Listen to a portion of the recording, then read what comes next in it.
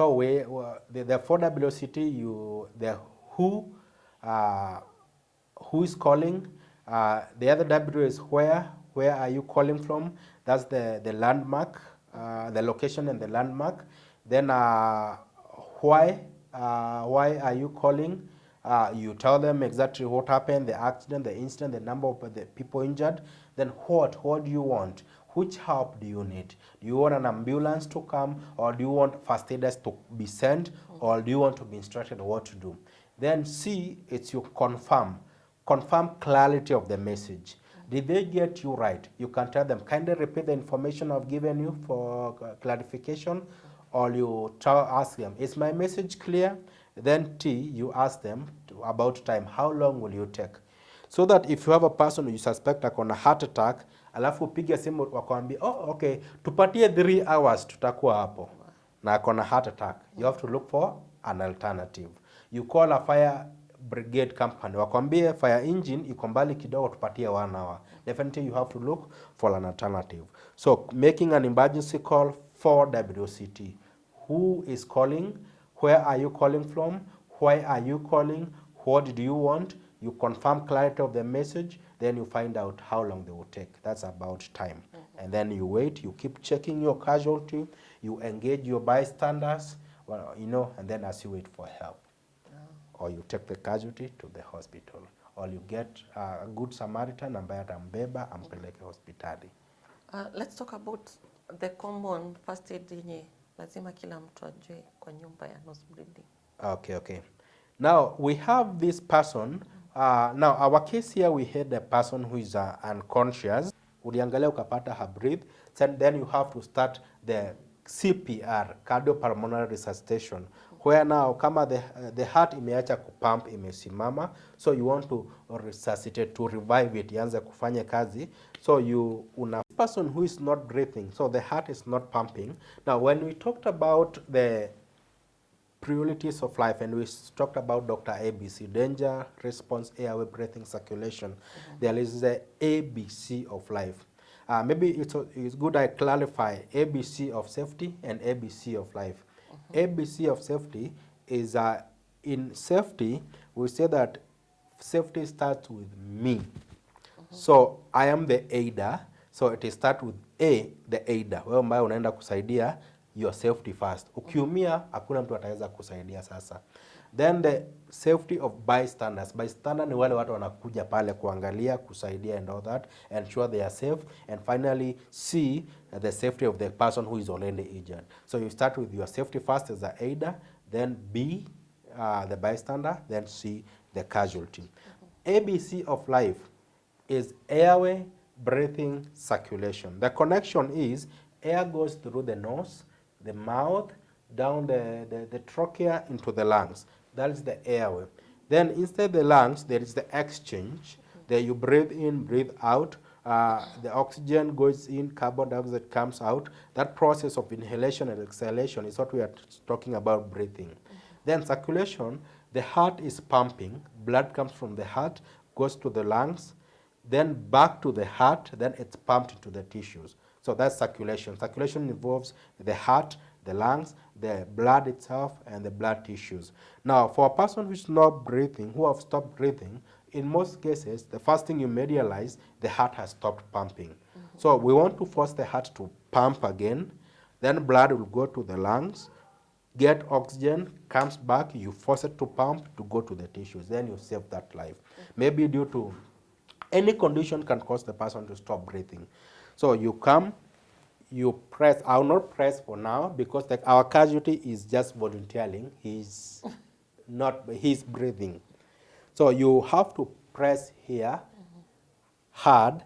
You make sure it covers at that. Ingie mpaka mahali hapa hivi. So ufinye kabisa if it's an adult above 8 years. If the person is between 1 and 8 years, unatumia mkono moja. If it's below 1 year, unatumia vidole viwili. So below 1 year, vidole viwili, between 1 and 8 years, mkono moja, more than 8 years, mikono miwili. Unafinya kabisa hivi. So you press 30 times. 30 chest compression. So unafinya kule ndani, 30 times. As I said, the person is breathing, so sitafinya. So unafinya 30 times. Then you open the airway, you pinch the nose. Unaweka mdomo yako kwa mdomo yake. Unampatia hewa. So we call it rescue breath or artificial ventilation or in slang kiss of life.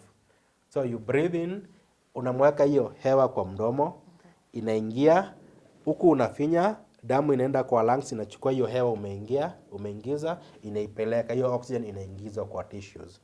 Then unaachilia pua. After 3 seconds, so you can say 1, 2, 3, you pinch the nose again, unaweka hewa mara ya pili. So CPR, which is cardiopulmonary resuscitation, involves 30 chest compressions and 2 rescue breath. So unafinya 30 times, unaweka hewa mara mbili. 30 times, hewa mara mbili. Ukifanya mara ya tatu, that's 32, 32, 32. Uone improve in any way, then as a first aider, there's nothing you can do. Huyo mtu sasa ako beyond you. Huenda sasa ametuacha, but you have to call an ambulance very fast. Ama kimbizo hospitali, the doctor is the one now who is supposed to confirm the way forward.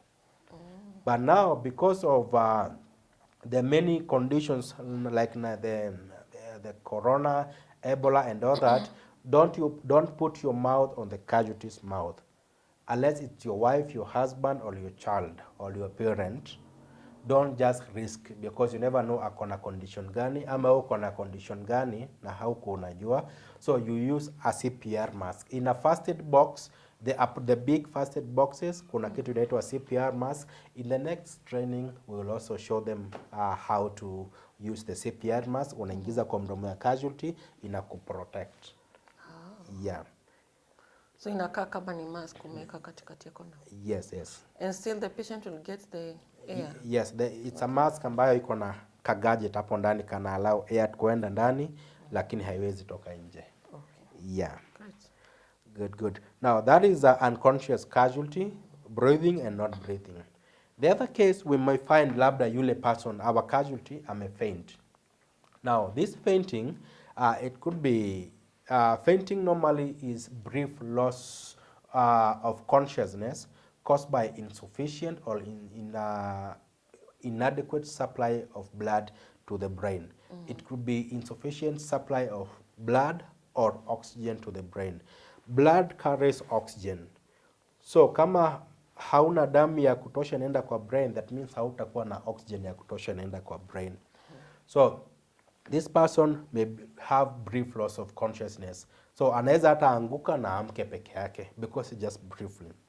What causes fainting? One, it could be due to hunger, starvation, fatigue. It could be due to exhaustion. It could be due to sudden news. Sudden news could be sudden good news, sudden bad news. For example, there's a person who will be apigiwe simu, win 20 million. Uona alafu uona jamaa amegonga chini, faint. Inaweza kuwa ni fan wa football, ana support Arsenal. Arsenal wameshinda, wamepiga Man City. Hawakuwa na expect wanaweza shinda. A collapse, that's sudden news. Very good news, imemshtua amegonga chini. Inaweza kuwa ni bad news, assuming he's a husband, ameenda nyumbani, amepata wife. Yusiku apata wife ako na mood ingine, mood ambayo ifurahishi. The wife anamwangalia na amuulize, what's up? Amwambie baba fulani, today kuna news nataka kukupatia.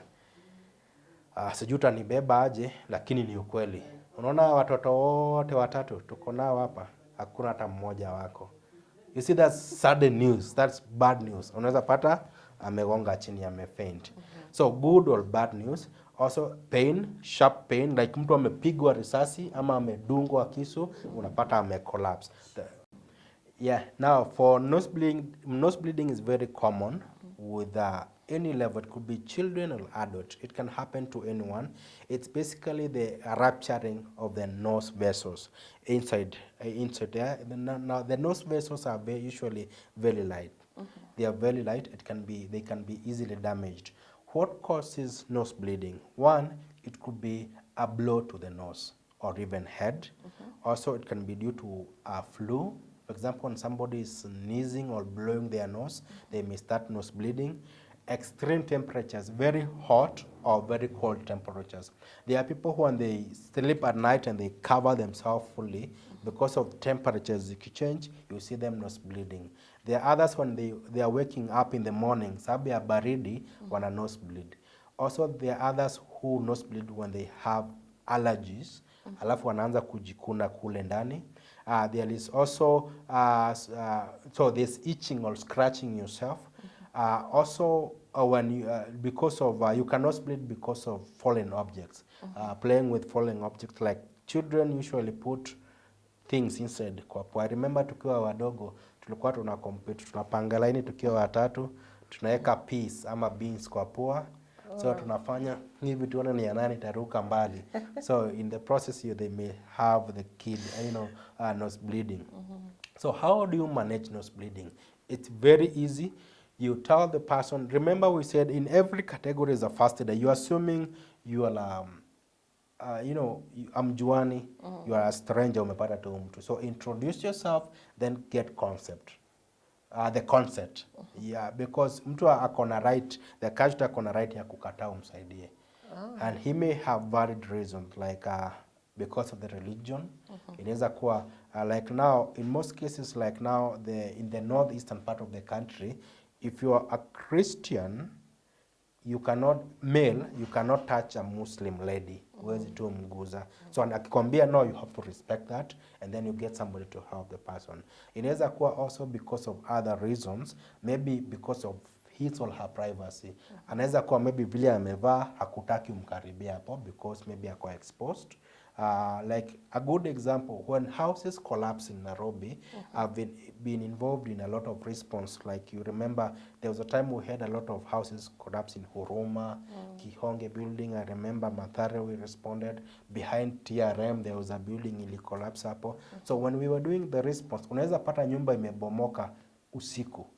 Saa 8, saa 9 usiku. Just think about how you sleep at night. How do you dress ukilala? Nyumba imebomoka usiku. Will you have time to kuvaa na umestukia tu pap umebondwa pale? So the first responder, as you go to respond, unapata people are naked, others are dressed in different manner. So mtu anaweza kuogopa hata ukimsaidia. So akikwambia no, usiniguze, you have to respect that, and then you tell him how can I help you. Then anaweza kuambia nitafutie a lady also. You call that person, kaa kando, then you instruct the person what to do. So like now here I'll come introduce myself. Hello, my name is Steve, a first aider. May I help you? What happened? Nose bleeding. Okay, so unamuuliza, then unamuuliza what caused the nose bleeding. Anaweza kuambia amegongwa ama kuambia huwa na nose bleed mara mingi. So you help the person to lean forward. I lean forward that way, not backwards. Watu wengine inua kichwa juu damu irudi ndani. Haifai kurudi ndani, inafaa kutoka nje. Then I pinch the nose. You pinch the soft part of the nose here, kabisa, afinye kabisa, and open the mouth.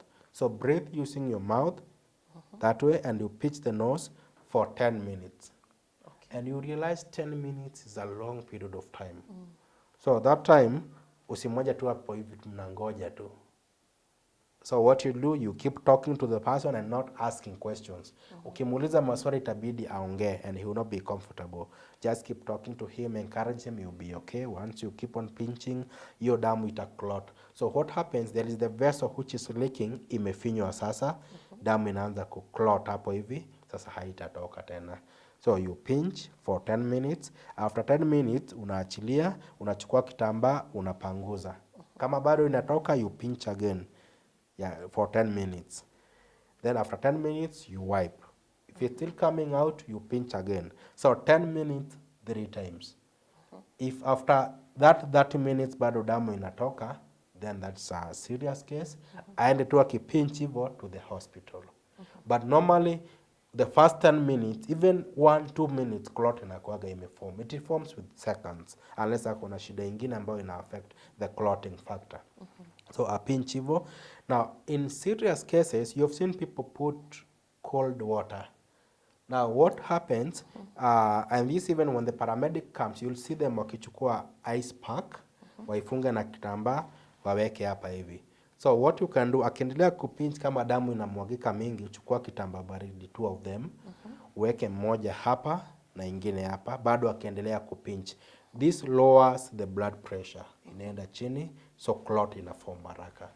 So it speeds up the process. But just pinching is enough. Because hata akienda hospitali, this is the same procedure. And is it the same with people who nosebleed because of stress?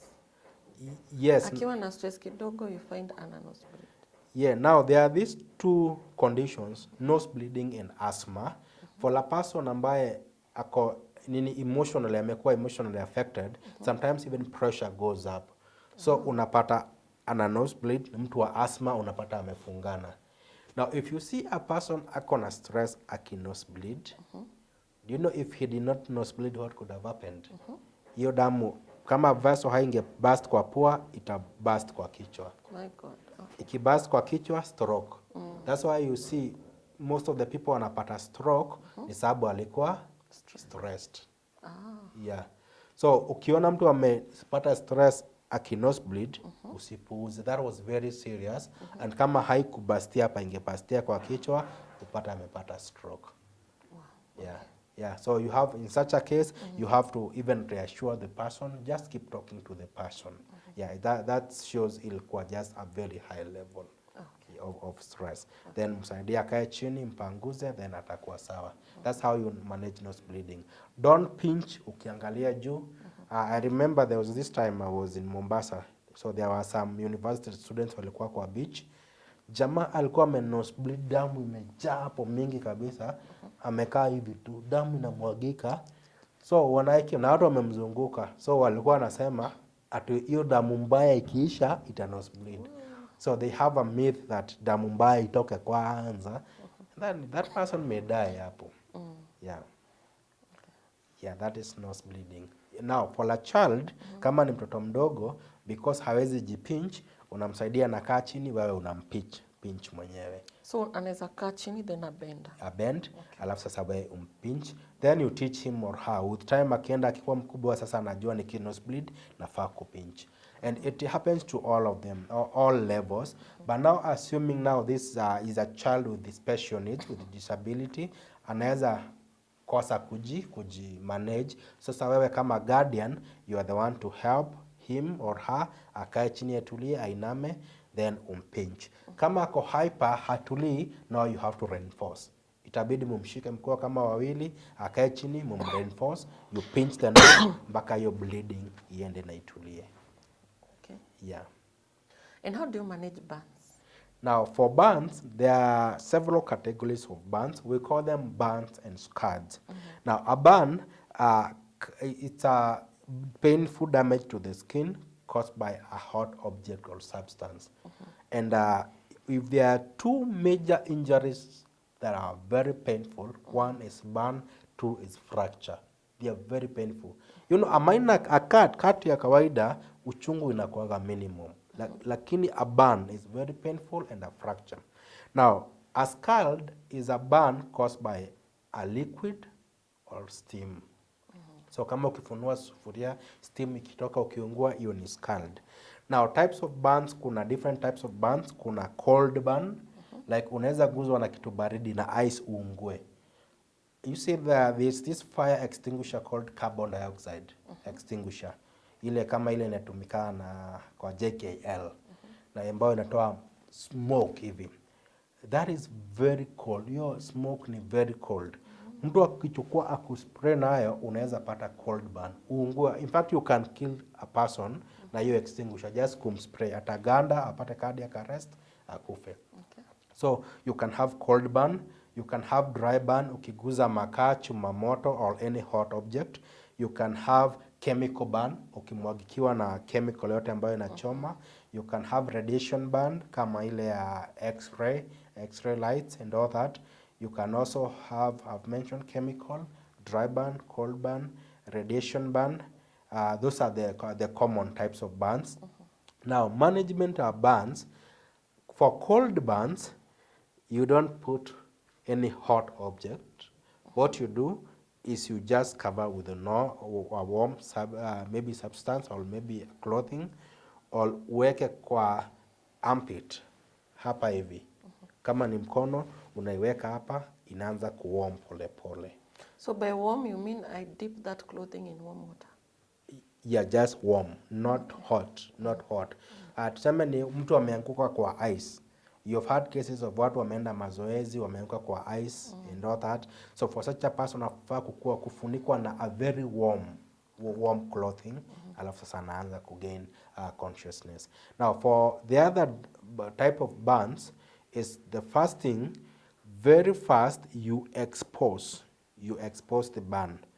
Ukiona ukiguza nguo inaguza nyama, chukua makasi, you expose. In every first aid kit there is scissors. Trauma shears zimekaa hivi, unakata, you expose, then you run cold water on the affected part. Usiweke Colgate, usiweke unga, mafuta ya kupika, mkojo, mate, maziwa ya mama, kuna watu wanaeka maziwa ya ngamia, sijui mafuta ya bunduki, ya transformer. You just run cold water for 10 minutes. Unamwagilia. Normally what happens, hata ukiungua utoe kidole kwa moto, huwa unasikia bado inaungua. Hiyo heat iko pale, it's still causing damage. So lazima umwagilie maji mpaka hiyo heat, usikie hiyo joto, hiyo moto imeisha kabisa. Then from there, you don't rub. Kama kuna blisters, usitoboe. Chukua tu kitambaa, wekelea juu na usikaze. Si kufunga kama kidonda, wekelea tu juu to prevent infections, ama polythene paper, ama ile clean film ya kufunika chakula. Then from there, you take the casualty to the hospital. Just run cold water. Kama mtu anaungua, ametoka akiwaka. I remember when we were young, tulikuwa tunachukua mafuta taa, unaweka kwa mdomo, unapuliza hivi, unapiga kibeliti. And I remember there was a time someone wanted to use petrol. Akapata tu na baba yake akikunywa petrol, atoke nje. You know, huyo ingekuwa tu angekufia hapo. Now is my friend. So what you do, ukiona mtu ametoka, so kuna wakati mtu akiwasha hiyo moto ilikuwa inashika nguo, unakimbia ukiwaka. So you are happy wakati nguo imeshika moto, ukikimbia ikiwaka, you feel like una act movie, but later on it could cause damages. Now mtu akitoka kwa nyumba akiwaka moto, unamfuata mbio. You use a method called stop, drop and roll. So unamkimbiza, the more anakimbia akiwaka moto, the more hiyo moto inazidi. So unamkimbiza, you stop the person, uchunge moto usikushike, then you drop, unamwangusha chini and you roll. So wakati unamroll, moto inazima. Kama uko na kitambaa ama blanketi, you stop, wrap, drop and roll. So unamkimbiza, you stop the person, you wrap him, you drop him and you roll. Then moto inazima. Yeah, so for burns, ukisikia burn, cold water, mwagilia maji baridi. Na si kuingiza mkono kwa maji baridi, ni kumwagilia. And then any burn bigger than your palm, this is 1% of your body. Yeah, so any burn which is more than 1%, more than your palm, should be seen by a doctor. Is it the same with acid burn? Yeah, now for acid, again you have to expose. Yeah, acid falls in the category of chemical burn. Unamwagilia bado maji baridi to reduce the pain. Yeah, to reduce the pain. Yeah. Also inaweza kuwa it's a burn to the mouth. Kama I don't know whether you've ever swallowed hot porridge. Unasikia tu vile inatelemka. And no, when once it get to the mouth, you get confused. Do I spit it ama nimeze? Na most of the time unakuwa tempted kumeza. So ukimeza unasikia tu vile inateremka inaenda, so you swallow sips of cold water. Kama ni moto yoyote imeingia kwa mdomo, sips of cold water. Also, if you take some chemicals like, I remember when we were in primary school, kuna wakati teacher on duty angeenda akiangalia nani haja brush meno. So anakuja akitunusha kwa mdomo, kama huja brush unakuwa punished. So there's this time ilibidi ni meze inaitwa nini? Dettol. Yeah, ni kunywe Dettol ati ndio, because you're feeling that teacher, hata kama umebrush bado unaogopa. So inabidi ni kumeza Dettol, it burns your mouth, you feel that irritation, so you take sips of cold water. Yeah, then other burns unamwagilia maji, then take to the hospital. Now there are 3 types of burns. Kuna first degree, second degree na third degree.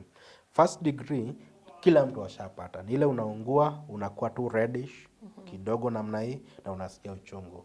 Hiyo ni maji tu iko sawa. Second degree iko na blister. Now, and hiyo ya blister na hiyo ndio the most painful one, second degree burn. Don't burst the blister. Mwagilia tu maji, wacha blister zikauke peke yake. Third degree burn ile sasa unaungua kama nyama choma. Yani inakaa rough, inakaa makaa hivi. Hiyo inachoma mpaka nerve, unaweza pata hausikii hata uchungu. Sababu imechoma mpaka nerves kule ndani. Sawa hata usikii uchungu. That should be seen by a doctor. Then any burn imeshika joint na umepata joint imeshikana, don't force that joint. Vile tu yuko hivi, mpeleke kwa daktari, akatolewe na daktari. Wow. Tissues zikishikana, don't force them out. Okay. Yeah. That's very important. Yeah.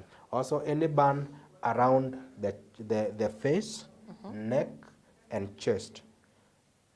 Actually, burn on the head because of the brain, the airway, and then burn around the neck and burn around the chest because of the heart and lungs must be seen by a doctor. Also burn kwa mgongo because of the spine must be seen by a doctor. Yeah. Hizi zingine, there's a way you can manage, pain ishe na dry. Great. Yeah. Wow. Yeah, so don't rub the burns. Yeah. Well, I hope everyone is learning. What about, how do you manage choking?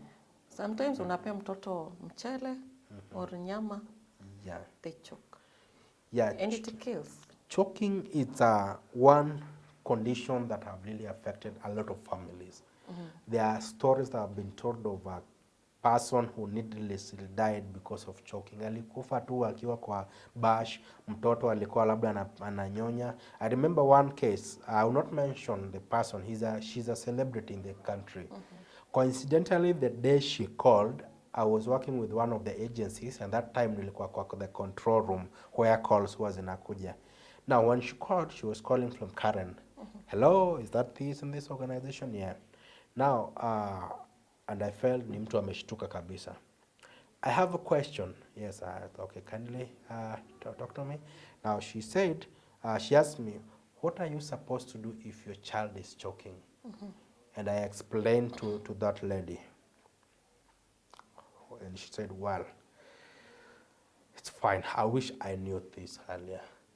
So when I talked to her, I asked what happened. She told me she was called by the house girl that the child was choking. By the time she was reaching at the house, ashakufa. Wow. And now she had only one child. They were married, then they divorced, akabaki na mtoto mmoja. Sasa huyo mtoto amekufa. Now you can imagine the feeling. Now, so what you do for choking, choking is minor or major obstruction of the airway. It could be minor or major. Now, and it can be caused by different substances or objects. It could be food, fluids. It could be different like foreign objects, coins, nuts, and all that. I remember there was this time around 2017. It was all over in the news. There were a lot of times kuna watoto wengi walikuwa wamekufa, around 13 cases reported. Most of them were in Kayole and places ambapo kuna hizo places za kutupa takataka, dump sites. You see this roll-on, this perfume. Yeah. Now, kids have been breaking it, kuna kapat huwa kanazunguka. Wanaanza kutafuna. So they keep chewing, inachomoka inaingia. It had killed a lot of kids. Now also, choking can be due to other things. You know, unaweza pata fishbone and all that. Now, management of choking, starting with an adult. For minor choking, if you see a person choking and he's coughing, that is minor. A major or severe choking, that person will not cough. Utapata tu amekondoa macho, he's trying to point at the mouth, maybe amejishika hapa, but they are not able to talk.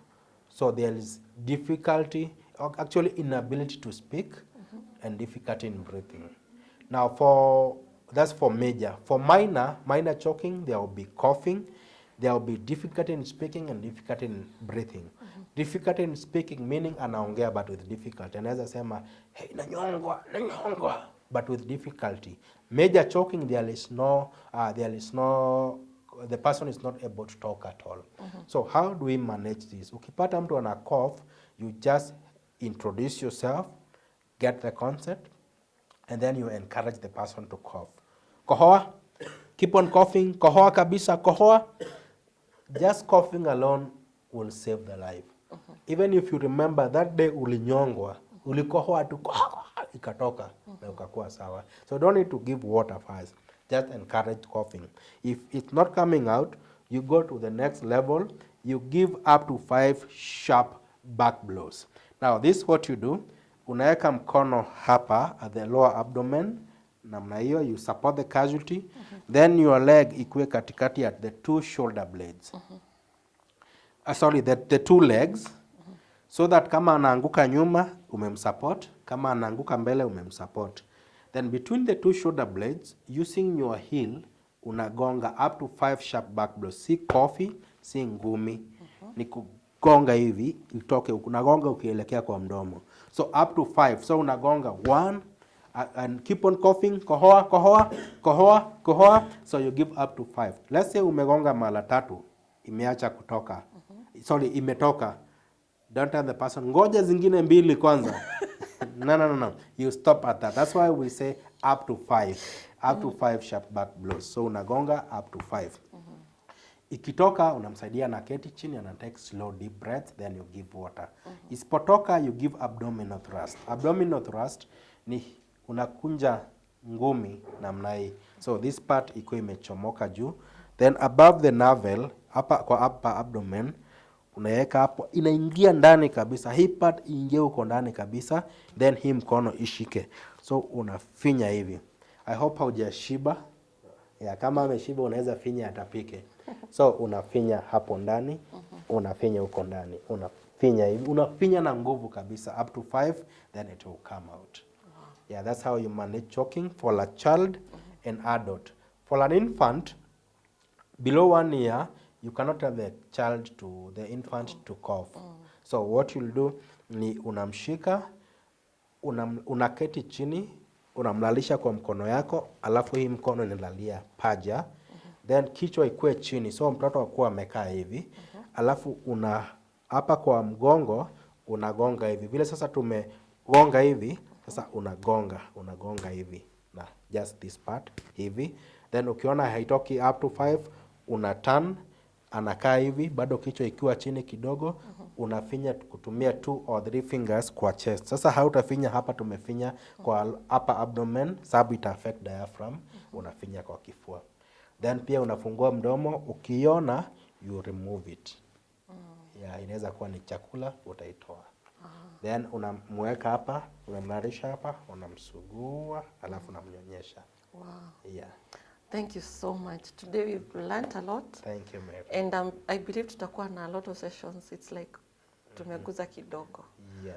And thank you so much our viewers for your support. Hey, I hope umechukua kitabu na kalamu ukalearn a lot yenye inaweza kukusaidia kwako. Remember, if you are new, remember to subscribe. Until next time, bye bye.